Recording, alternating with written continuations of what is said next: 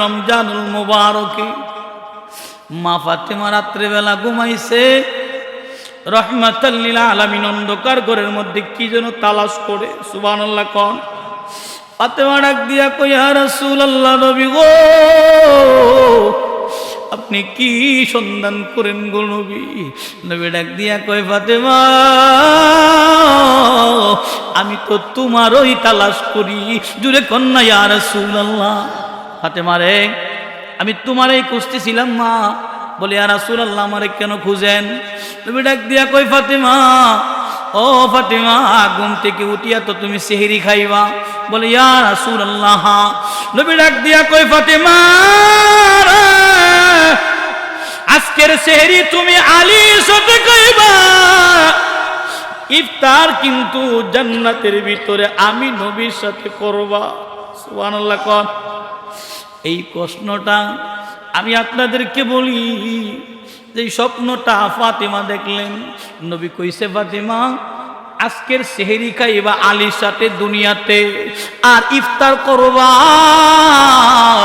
আমি নবীর সাথে জান্নাতে। জুরে কন্যা সুবহানাল্লাহ। ফাতেমা রে, চিন্তা করিও না, আমি রহমাতাল লিল আলামিন তোরে ঘোষণা দেই, দুনিয়ার জমিন থেকে আমি নবী যখন পর্দা করব, ফাতেমা রে,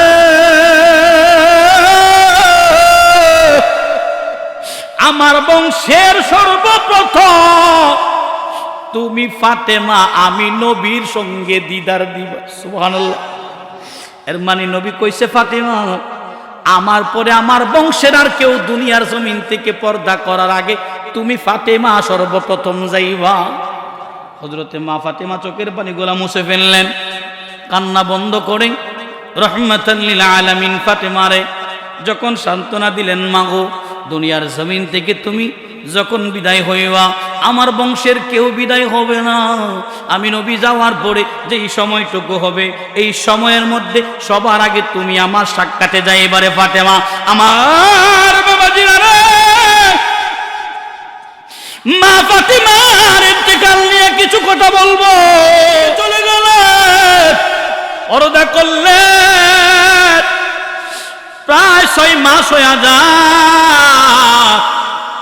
হঠাৎ একদিন রমজানুল মুবারকে মা ফাতেমা রাত্রে বেলা ঘুমাইছে, রহমাতাল লিল আলামিন অন্ধকার ঘরের মধ্যে কি যেন তালাশ করে। সুবহানাল্লাহ কোন। ফাতেমা ডাক দিয়া কই, ইয়া রাসূলুল্লাহ, নবী গো, আপনি কি সন্ধান করেন গো নবী? নবী ডাক দিয়া কই, ফাতেমা, আমি তো তোমারই তালাশ করি। জুরে কন্যা, ইয়া রাসূলুল্লাহ। ফাতেমা রে, আমি তোমারই খুঁজতেছিলাম মা। বলে, ইয়া রাসূলুল্লাহ, আমারে কেন খুঁজেন? নবী ডাক দিয়া কই, ফাতেমা, ও ফাতেমা, ঘুম থেকে উঠিয়া তো তুমি সেহরি খাইবা। বলে, ইয়া রাসূলুল্লাহ। নবী ডাক দিয়া কই, ফাতেমা, আজকের সেহরি তুমি আলীর সাথে খাইবা, ইফতার কিন্তু জান্নাতের ভিতরে আমি নবীর সাথে করবা। সুবহানাল্লাহ কোন। এই প্রশ্নটা আমি আপনাদেরকে বলি, যে স্বপ্নটা ফাতেমা দেখলেন, নবী কইছে, ফাতেমা, আজকের সেহরি খাইবা আলীর সাথে দুনিয়াতে, আর ইফতার করবা আমি নবীর সাথে জান্নাতে। জুরে কন্যা সুবহানাল্লাহ। আচ্ছা, এই কথার হাকিকত আছে না নাই? হযরতে ফাতেমা সেহরি খাইলেন হযরতে আলীরে লইয়া। সেহরি খাওয়ার পর হযরত আলী চলে গেলেন জান্নাতুল বাকিতে নামাজ আদায় করবে। মা খাতুনে জান্নাত ঘরের ভিতরে নামাজ আদায় করলেন। হযরতে আলী মসজিদ থেকে জামাতে নামাজ পড়া এসে দেখে ফাতিমা নামাজের বিছানায় নাই। সুবহানাল্লাহ কোন। কারণ মা ফাতিমার একটা অভ্যাস ছিলেন, মা গো, অনেক মা বোনেরা ওয়াজ আসছেন, একটু মন দিয়ে শুনেন। মা খাতুনে জান্নাতের জীবনে কোনোদিন নামাজের বিছানায় ফজরের নামাজ আদায় কইরা উঠে যাইতেন না। সূর্য ওঠার পরে তিনি এশরাকের নামাজ আদায় করে বিছানা থেকে উঠতেন। সুবহানাল্লাহ। কিন্তু ওই দিন আলী আয়েশা দেখে মা খাতুনে জান্নাত বিছানার মধ্যে নাই। হযরতে আলী ঘরের চতুর্দিকে খুঁজে, ফাতেমা নাই। পাকঘরের মধ্যে গিয়া দেখে ফাতেমা চোখের পানিগুলা চারে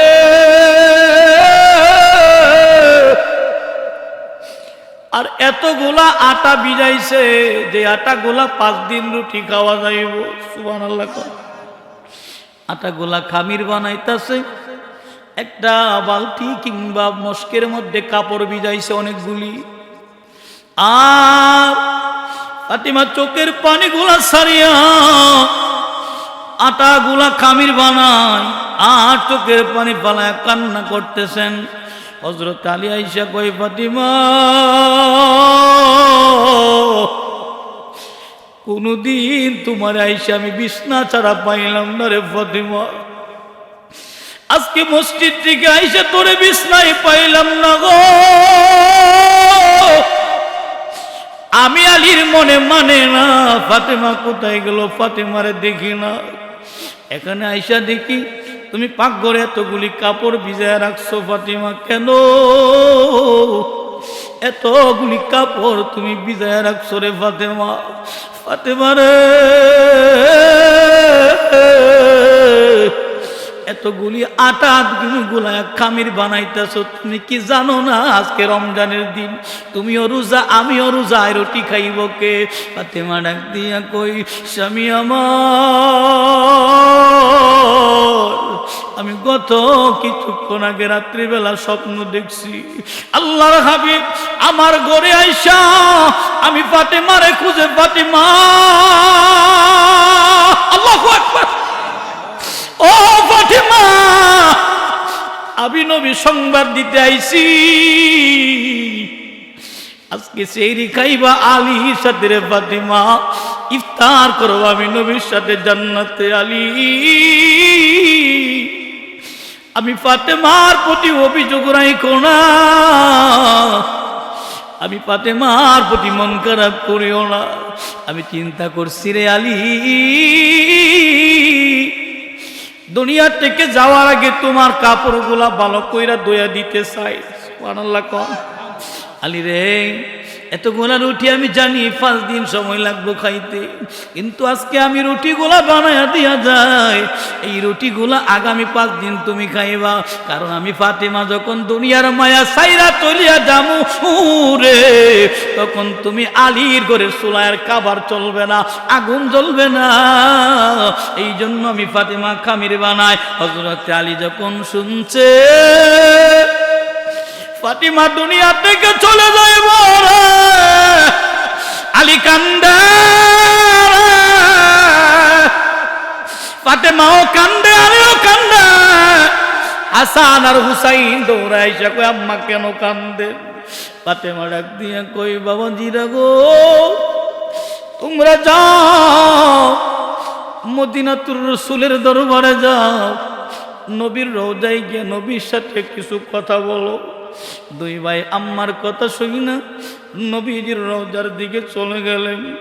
আমার বাবা না, হাদিস প্রমাণ দেয়, হাদিস সাক্ষী দেয়, হযরতে হাসান এবং হুসাইন তারা 2টা ভাই আইসা নবীজির রওজা মুবারকের উপরে সুন্দর কইরা বইসা নবীরে সালাম দিত, আসসালাতু ওয়াসসালামু আলাইকা ইয়া রাসূলুল্লাহ, আসসালাতু ওয়াসসালামু আলাইকা ইয়া হাবিবাল্লাহ। জুরে কোন না ইয়া রাসূলুল্লাহ, আর জুরে কোন ইয়া রাসূলুল্লাহ। নওদা থেকে নবীর কথা বলতো, হাসান আর হুসাইনের সাথে নবী কথা বলে, আমার নবী যখন কথা বলতো, আমার মা ফাতিমা কই, সন্তানেরা রে, আমি মারে একটু একা থাকতে দাও, তোমরা তোমার নানা ভাইয়ের দরবারে চলে যাও।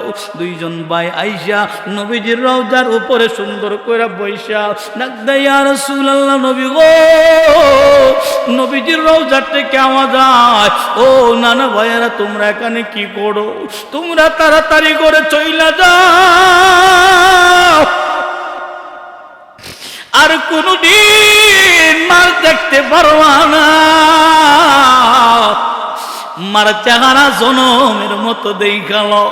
এই কথা শুনিয়া হযরত হাসান কান্দে, হুসাইনও কান্দে, নানা ভাই কি কথা শুনাইলাম, মা কি তা না? বলে যাও যাও, দুই ভাই ঘরে যাও, মা দনদীর চেহারাটা ভালো কইরা দেখো। হযরতে হাসান হুসাইন দুইজন নবীজির কন্যা কলিজার টুকরা ফাতেমার সামনে আইসা দাঁড়ায় ডাক দে, আম্মা। আল্লাহু আকবার। ও আম্মা, আমাদেরকে বুঝি বিদায় কইরা তুমি একলা করে তুমি আমাদের বাবার সাথে সময় দাও, আমাদের কি মনে চাই না তোমার চেহারাটা দেখাও? আম্মা গো, নানা ভাই জানায়া দিছে গো, আপনি মা দুনিয়ার জমিন ছাড়িয়া চলিয়া দেবেন। আল্লাহু আকবার। ও মা, নানা ভাই জানায়া দিছে গো, আপনি দুনিয়ার জমিনের মায়া ছাইরা যাইবেন। হযরতে ফাতিমা কান্দে, সন্তানদেরকে আদর কইরে একবার আলীর দিকে তাকায়, আবার সন্তানদের দিকে তাকায়। মা ফাতিমা গরম একটা পানির পাতিলার মধ্যে গরম পানি বসাইয়া দিছে। আলী জিগাই, ফাতিমা ও ফাতিমা, এখানে গরম পানি কেন বসাইলা? ফাতিমা ডাক দিয়া কই, স্বামী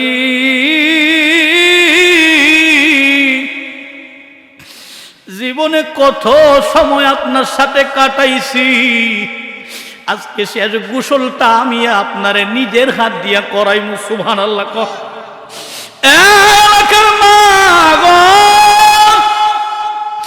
স্বামীর সাথে কোনদিন খারাপ আচরণ করো না মা।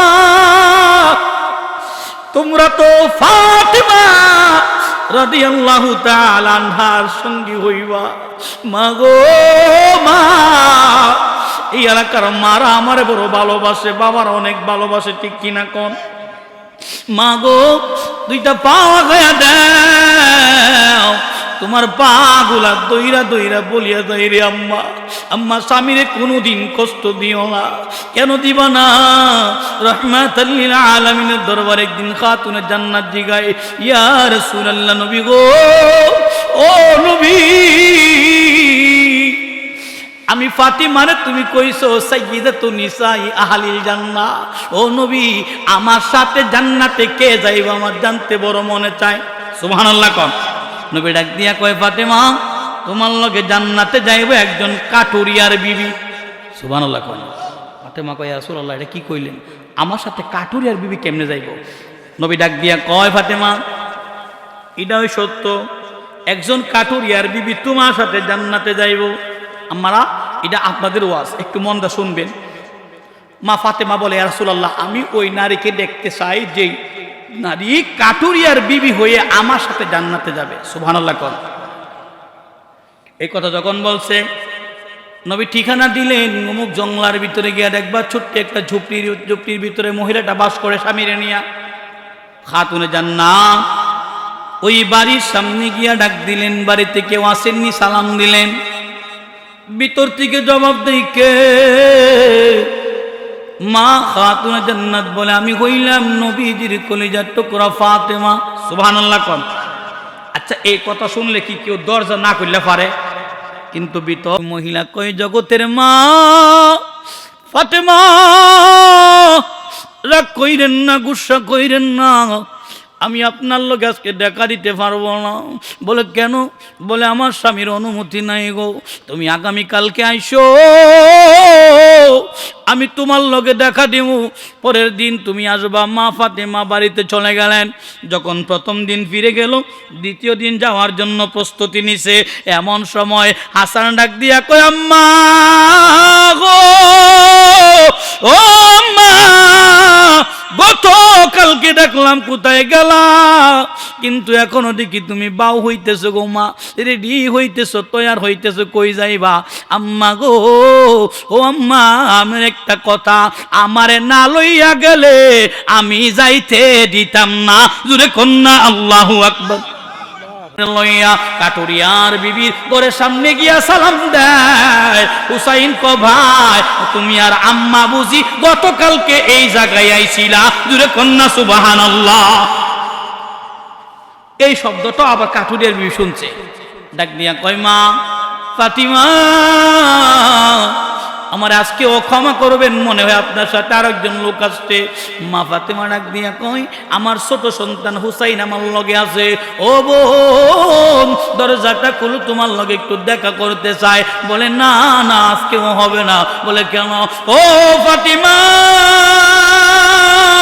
আমার তোমার এক সন্তানের লগে দেখা করার অনুমতি আছে, কিন্তু দ্বিতীয় সন্তানের লগে নাই, তুমি আজকেও চলিয়া যাও। মা ফাতেমা 3 দিন ঘুরে গেল,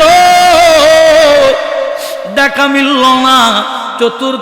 চতুর্থ নাম্বার দিন দেখা মিলছে। মা লম্বা ঘটনার বলবো না, কিন্তু নবীজি আমার জিজ্ঞেস করে, ফাতিমা তুমি তারা দেখছো নি? বলে ইয়া রাসূলুল্লাহ, আমি দেখেছি, তার মধ্যে এমন কোন আলামত তো আমি খুঁজে পাই নাই। নবী কয়, ফাতিমা রে, যেই নারীটা কোনোদিন স্বামীর অনুমতি ছাড়া কোনো একটা নারীর লগেও দেখা দেয় না, ওই নারী কি জান্নাতে যাবে কি যাবে না? তুমি বলো, জুড়ে কন্যা সুবহানাল্লাহ, আল্লাহু আকবার, ইয়া রাসূলুল্লাহ। আমার বাবারা, নবী বললেন, ফাতেমা রে, তোমার লগে এই নারী জান্নাতে যাইবো, তোমার উটের লাগাম ধরে তোমার আগে আগে জান্নাতে ঢুকবো। সুবহানাল্লাহ কোন? কারণ একটাই, স্বামীর খেদমত। সুবহানাল্লাহ কোন? আমার বাবারা, যেই কথাই ছিলাম, মা ফাতিমা চোখের পানি সাইরা সাইরা কাঁদতেছিলেন। স্বামীরে গোসল করাইব, মনে আসেনি বাবা? হযরত আলীও কান্দে,